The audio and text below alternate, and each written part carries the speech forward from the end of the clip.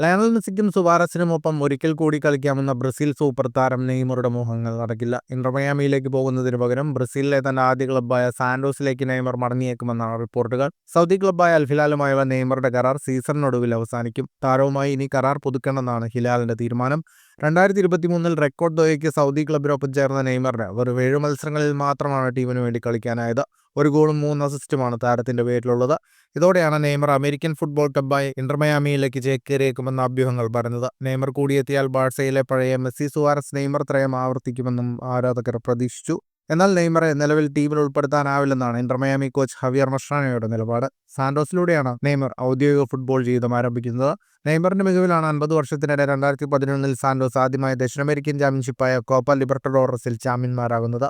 Brazilian ക്ലബിനായി 225 മത്സരങ്ങളിൽ 136 ഗോളുകളും 64 അസിസ്റ്റുകളും Neymar നേടിയിട്ടുണ്ട്. Santos അൽ ഹിലാലിന് ഔദ്യോഗികമായി ലോൺ ഓഫർ നിർദ്ദേശം സമർപ്പിച്ചിട്ടുണ്ട്.